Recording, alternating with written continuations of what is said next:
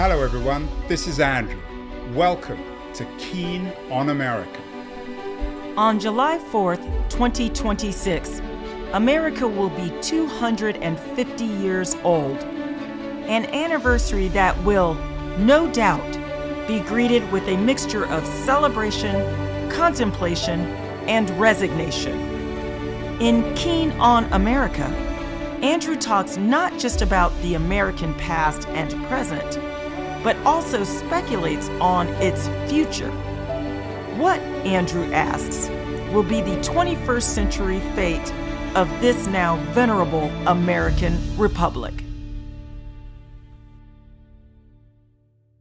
Hello everybody. Yesterday we ran a conversation I had with my old friend Julia Hobsbawm. She is the founder and CEO of Workathon. She's been spending the last few years thinking about the future of work, and we talked about everything about the future of the work and the office and innovation, and we didn't talk about AI and the impact of on the future of work. So I thought it would be a good way to continue that conversation with my guest, Dror Poleg. He's an economic historian. He's in the process of thinking about writing a book about economic innovation. He's an expert on AI and work. He had an interesting piece recently on his website, AI is too busy to take your job. Dror is joining us from Great Neck in New York, where he lives. Dror, let's continue. Julia introduced us, so you're as familiar with her as I am and her work. We got up to the impact on work of everything except AI. You've given it a great deal of thought. As I said, you wrote one interesting piece, AI is too busy to take your job. Do you think we're being a little hysterical on the impact of AI, not just on jobs, but on labor? I don't think we're being hysterical, actually. I do think that most of us will remain busy because humans are very good at coming up with new things to do, as we've seen historically, but it doesn't mean that the process of transition will be smooth or pleasant. You know, economists always like to point out that since the Industrial Revolution, technology always created more jobs than it destroyed. What they don't like to point out, or what their purview doesn't cover, is that, you know, we've had a few world wars, we had a few communist revolutions in the most populous countries in the world. We needed a lot of radical institutional changes in terms of tax policy and welfare states, and even the structure of the nation state itself. So we can expect the AI revolution to demand or tend towards similar magnitude of changes. That said, we will all remain busy. So if that's a consolation, then we'll take it. What does busy mean? Busy means we will have something to do. We will work for a living. I think the general trend that I see is that work will become increasingly indistinguishable from leisure. If we're looking long term, more of us will do things that would seem useless to someone from 2025. Just like a lot of what we do today already would seem useless to someone from 1925. Even our serious office jobs probably look like a waste of time, let alone all sorts of new professions that emerged since then, you know, from dog walkers to different types of therapists to OnlyFans models that don't even provide real adult entertainment, but just kind of give people attention, you know, write their name, give them a shout out.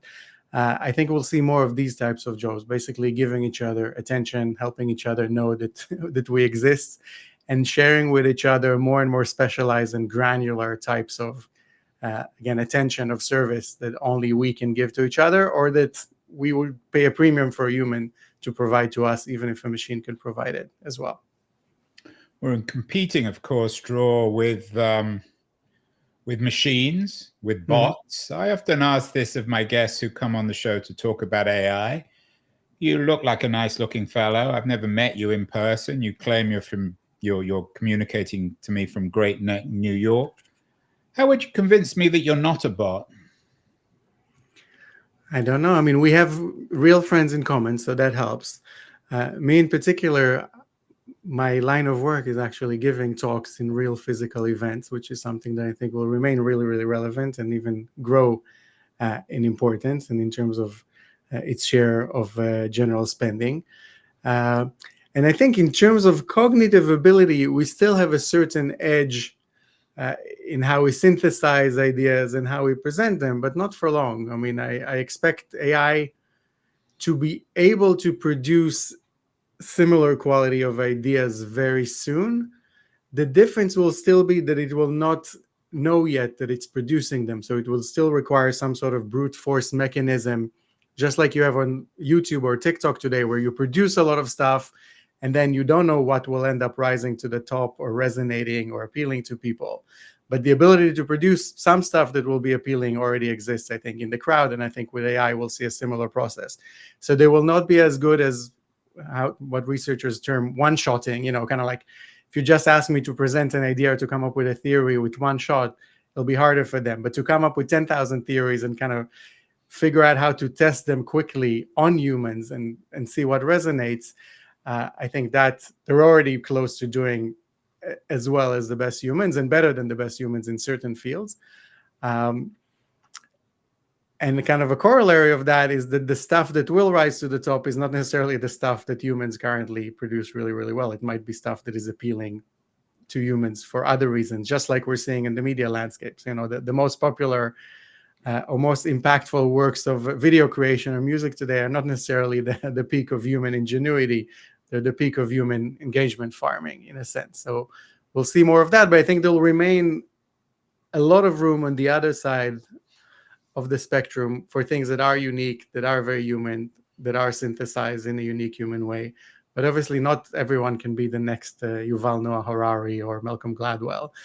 So most of us will remain kind of a bit in trouble in between and compete with the machines directly.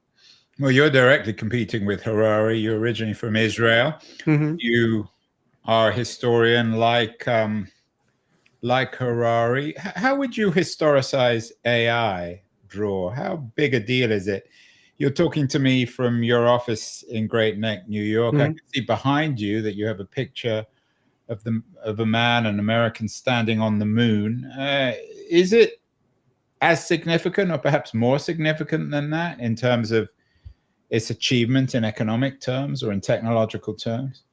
I would say it's more significant. I mean, the moon landing, some say that it was the end of an era, not the beginning of one. Some say it didn't even happen.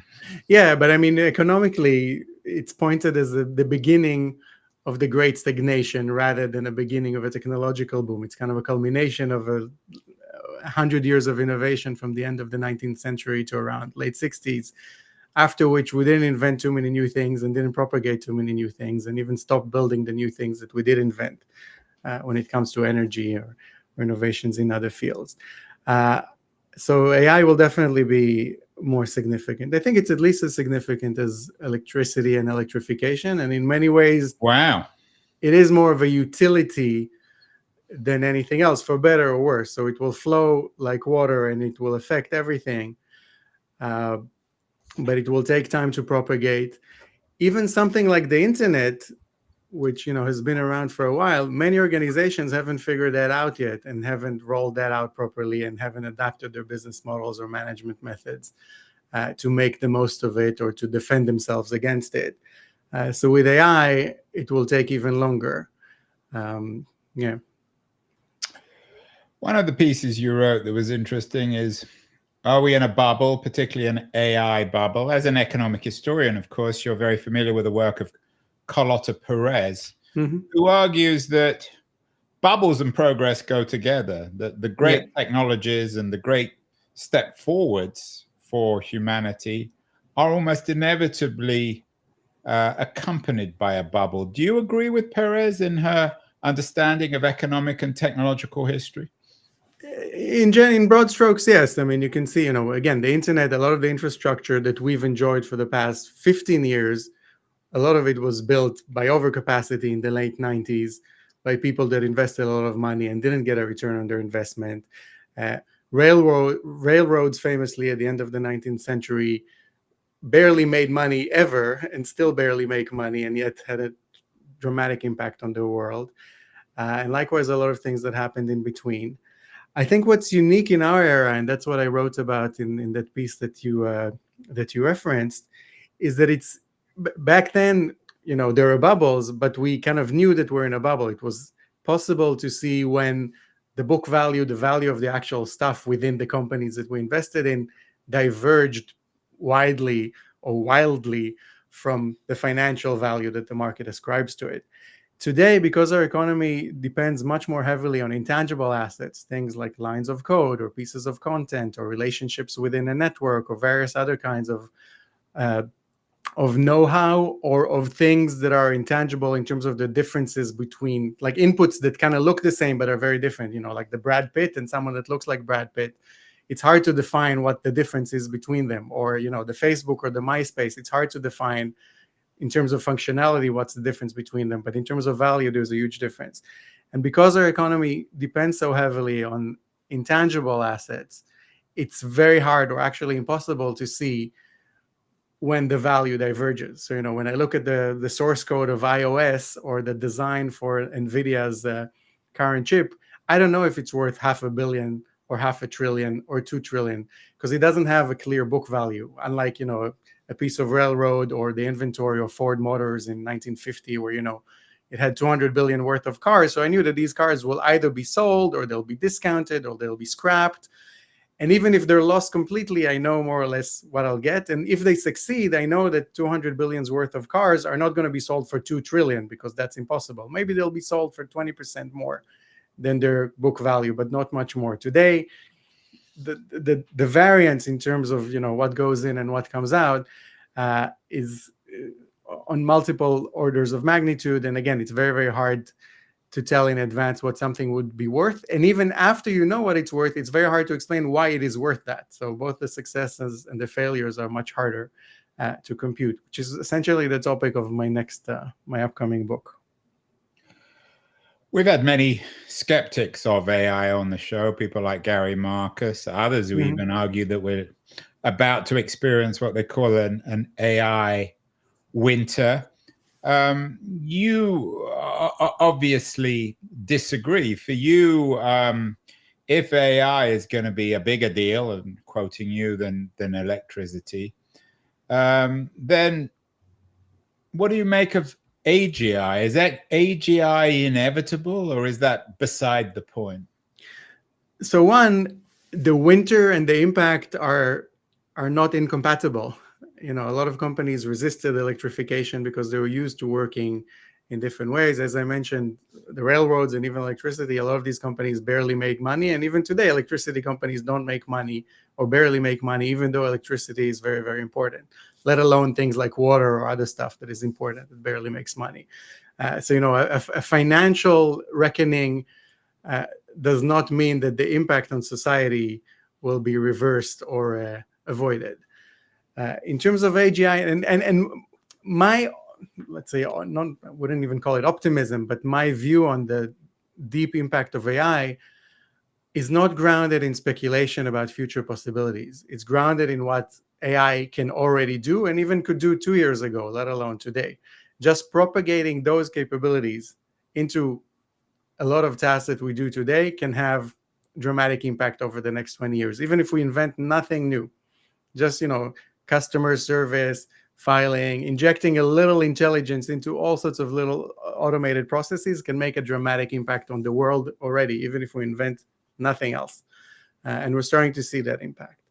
In terms of AGI, so artificial general intelligence, or ASI, which now they're, artificial superintelligence, I do not have the technical chops to speculate on that. And even those that speculate don't always know much more than I do. And even those that developed ChatGPT and some of the most popular tools today did not predict those capabilities that these tools have in advance, and cannot explain some of them even in retrospect.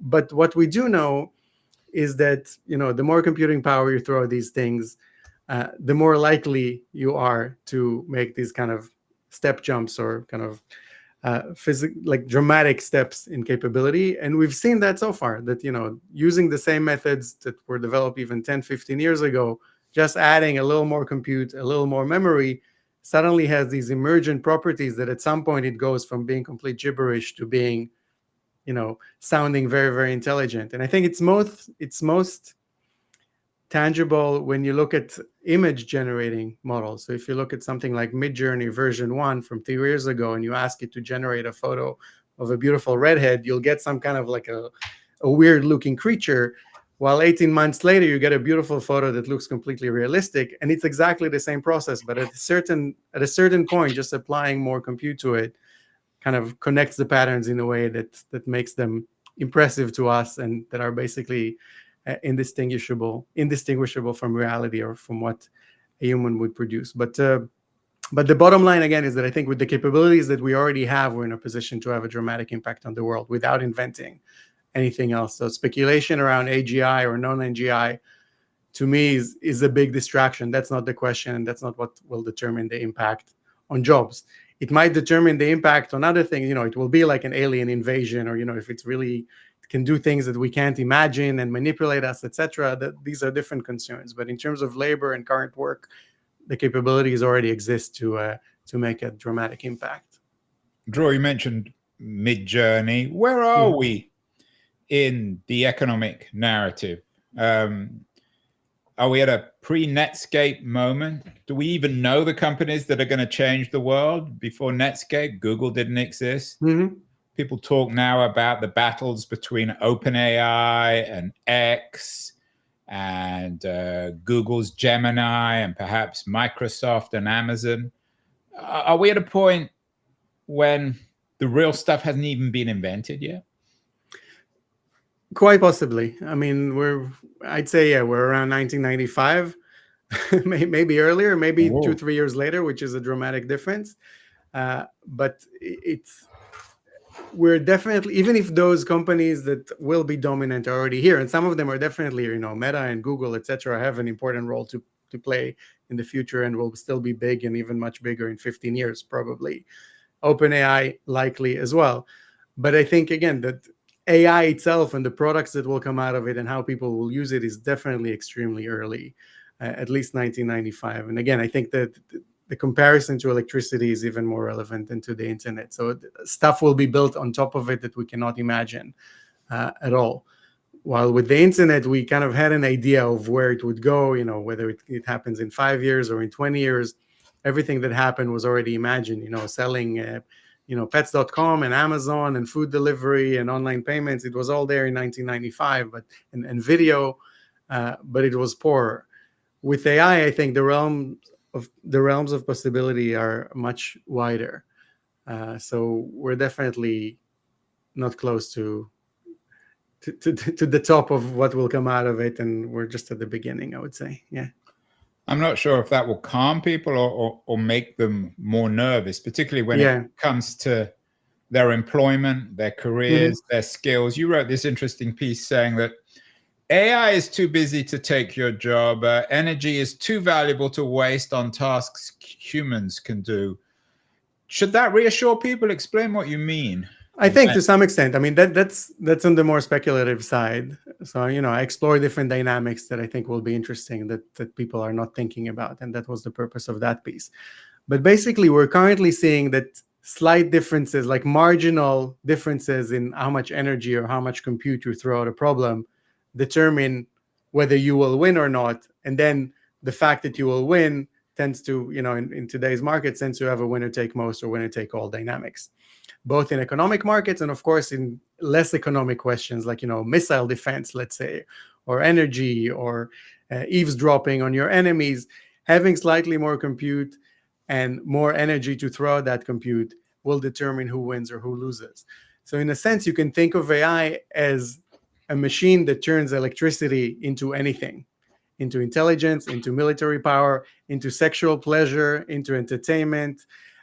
And because a marginal difference in how much electricity you can throw at it has so much weight and leverage, we as an economy, as a society, will basically want to throw as much electricity as possible at the things that matter, up to the point that maybe automating different tasks that human can do, or even tasks that are already automated today, will decide to take electricity away from today's computer, even from people using Excel today, and saying, okay, that electricity is more valuable somewhere else, so you just do it manually from now on. So actually reversing some tasks and turning them offline again in order to serve electricity that is suddenly becoming so valuable and so scarce, and computing resources that are suddenly so valuable and so scarce towards things that they can now do.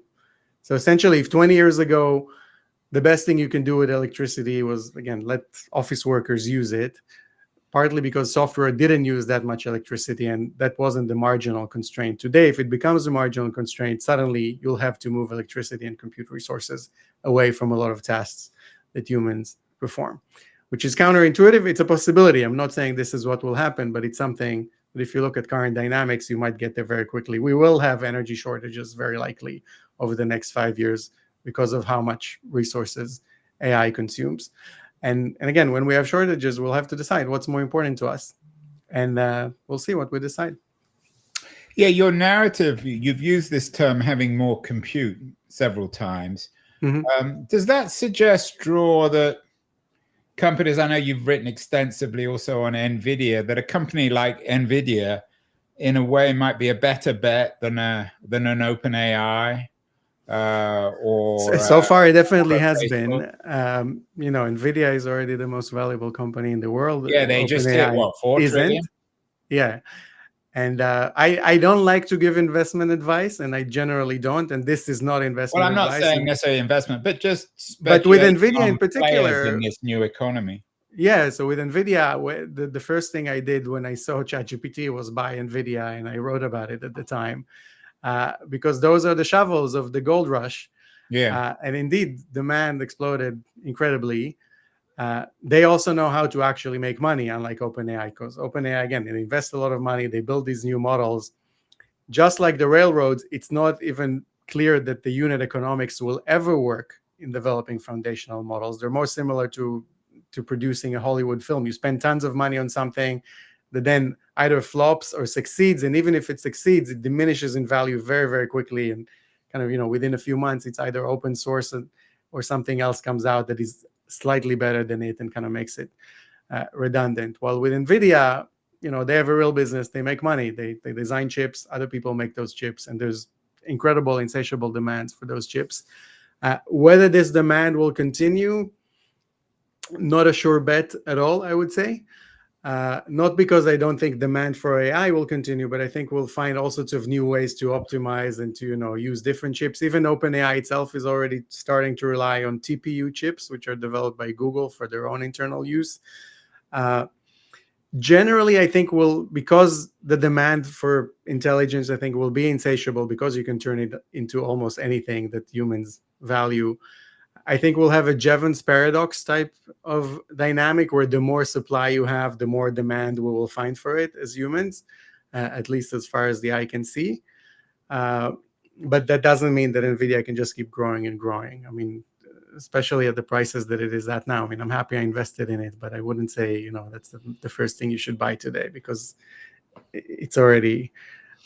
Well, you made your investment. You're the smart man. You're never going to tell anyone until you've won, Dror. No, not at all. That's the thing. I don't normally talk about individual stocks, but when this one I spoke about publicly, and I have the receipts. Right. Good. Well, you'll have to pay me when we go out for dinner. You can pay. Exactly.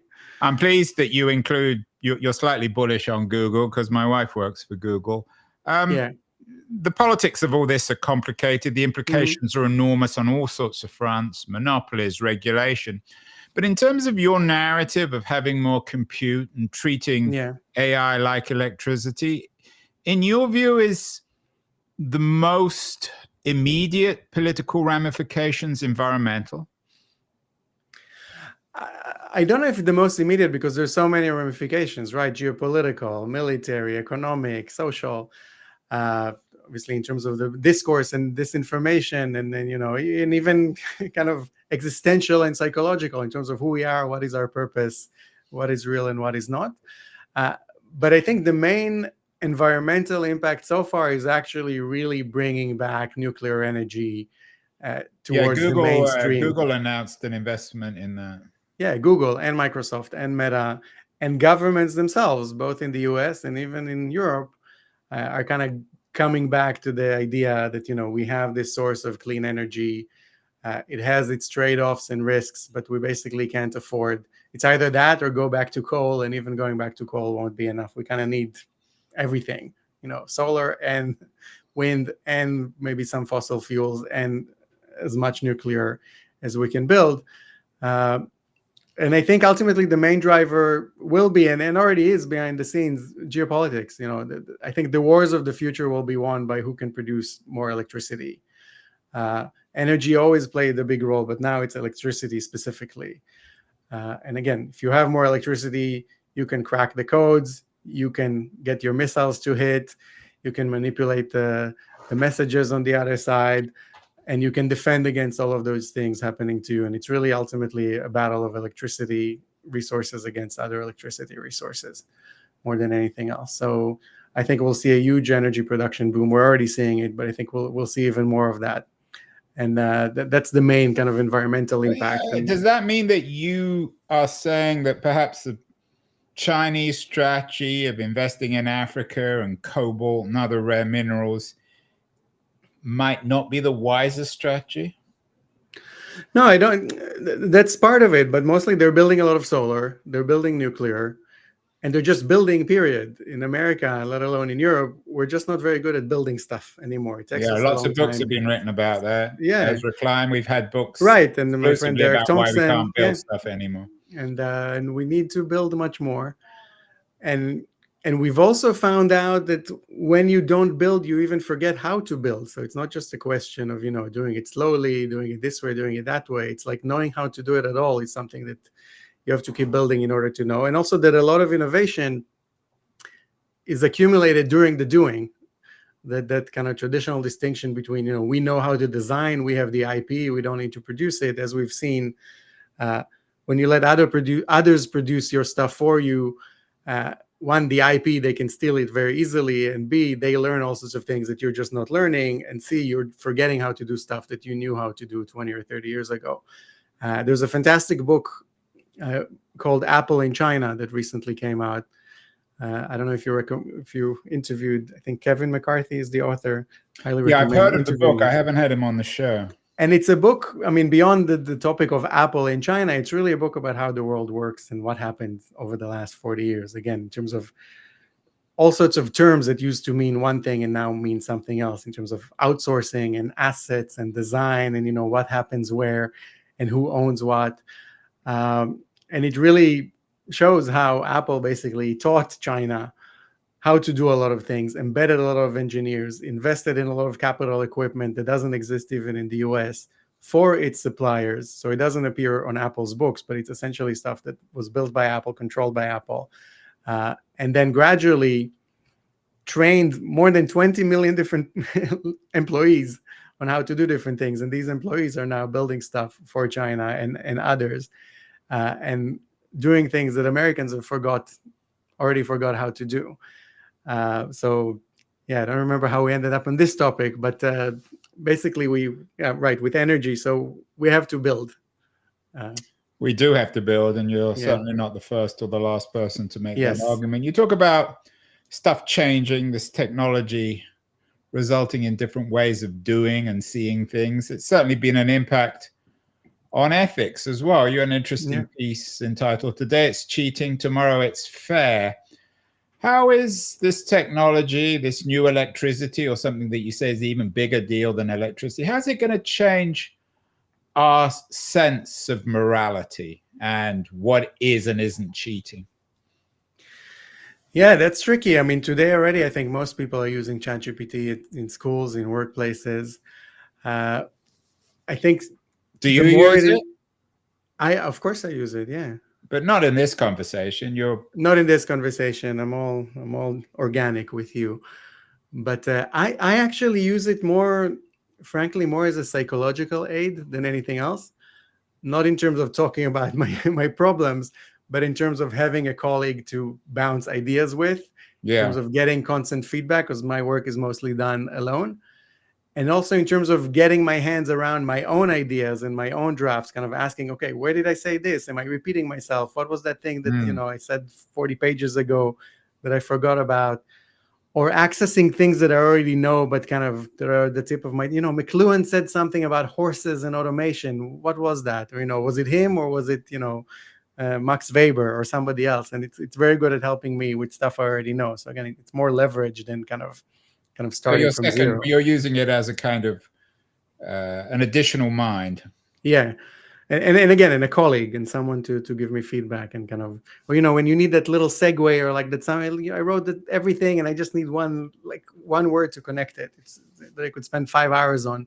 It's really good at kind of giving you that one word. But coming back to the ethics, I think in a world where it's very hard to know what was organically made, we'll have all sorts of questions. And I think that also pushes us back towards offline, in-person, physical interactions that will be at a premium. If you want to know if something is true, the only way to know that is to be there, or to know someone who was there. And, the farther you get from it, the less valuable it becomes.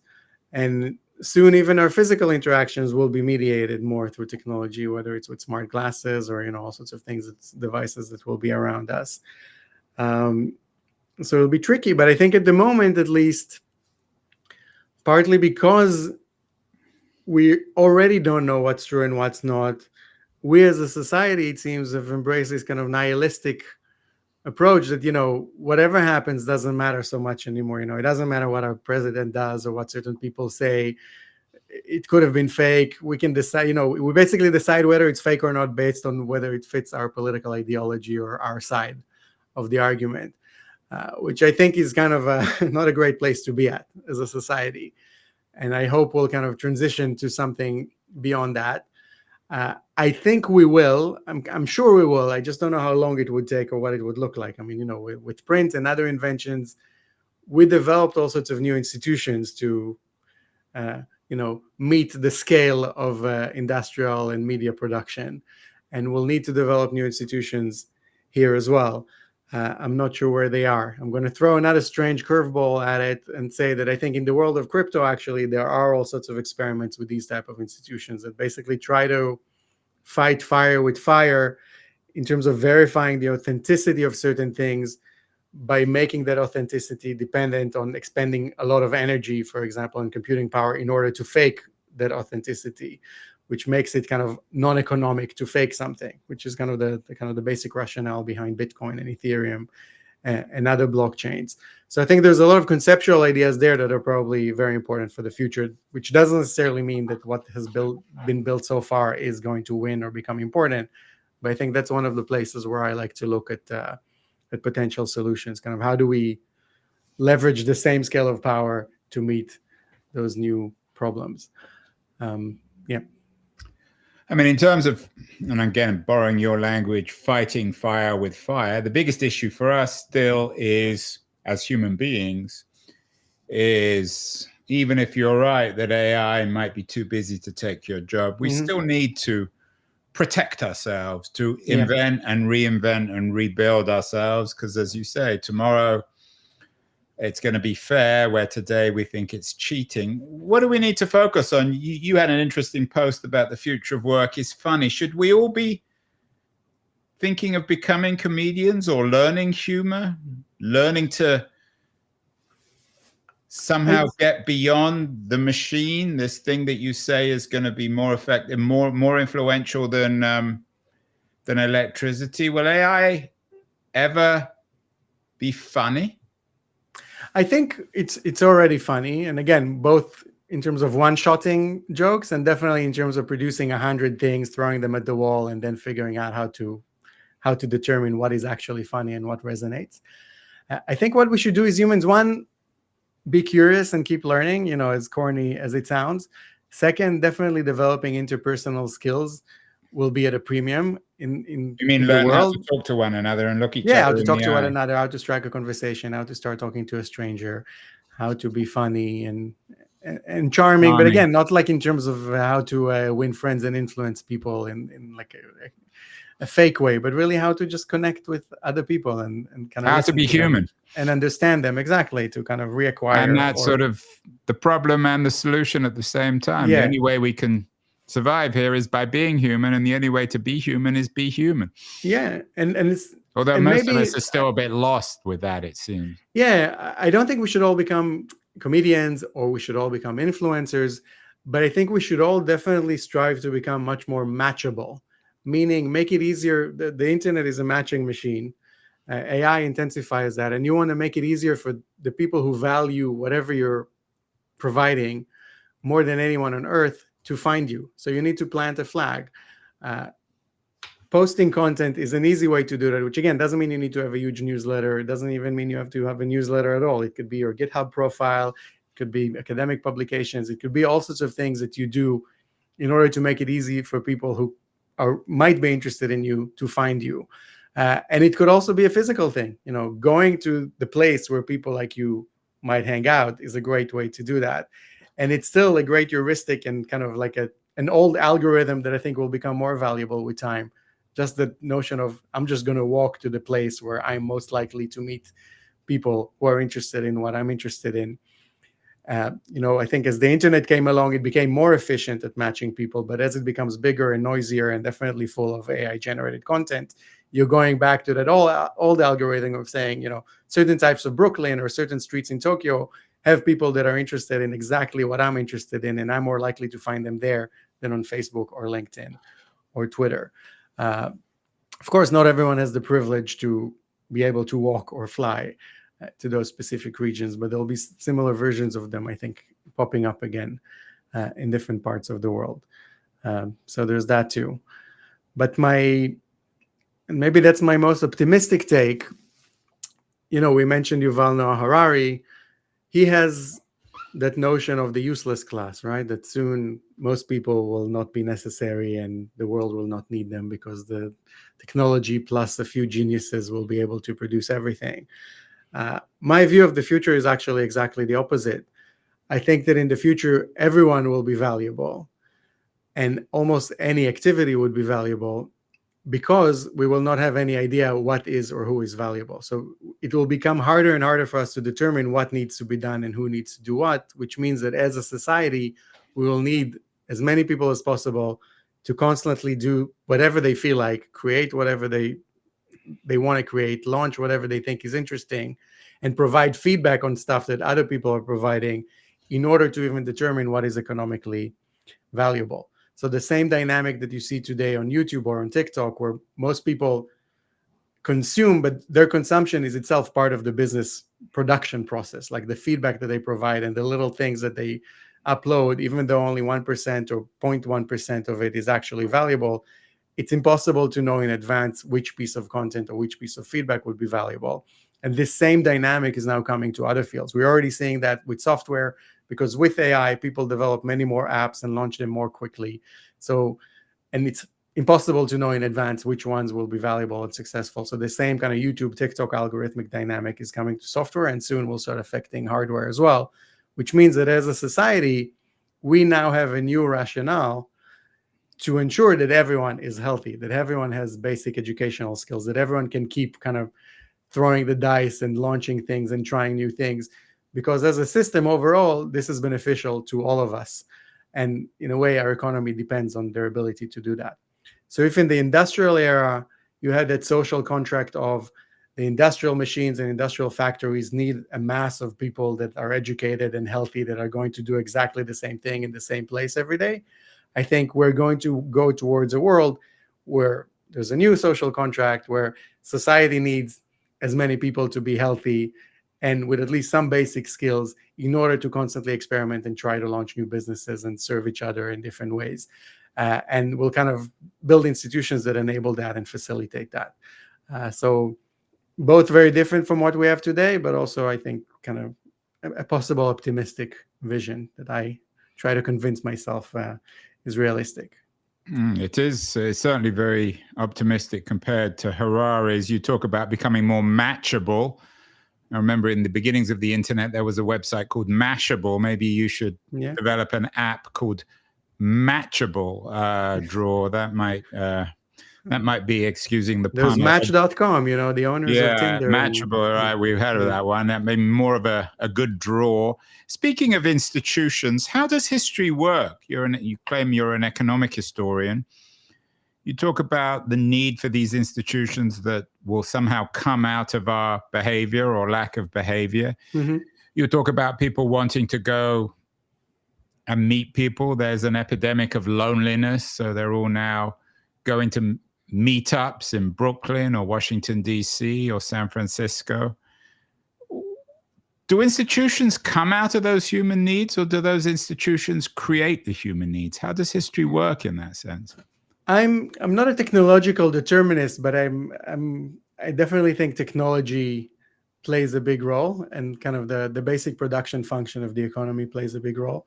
So, when we look at the industrial era, the traditional narrative is, we had the New Deal and we had all these policies and we had the, human rights and social rights and equality and minimum wages, as if those things came from the outside and kind of made our economy kind of more equitable and more stable and more predictable. I tend to think that in reality, the basic production function of the industrial era, based on existing technology back then, demanded these types of institutions. So again, the industrial world needed a mass of people. It needed women to work. It needed minorities to work. It needed most people to be healthy. It needed most people to learn exactly the same thing. And of course, it needed most people to buy cars and washing machines and refrigerators, because mass productions dictated those types of needs. Today's dominant technologies dictate they have different inherent tendencies. What I'm saying is that the industrial economy produced a middle class almost by default. Our tax policies and things kind of shaped it at the margins, but it produced a world of normal distributions by default. It produced a world that is predictable by default, where 1 + 1 = 2, where you put raw materials and labor and you kind of know more or less what will come out.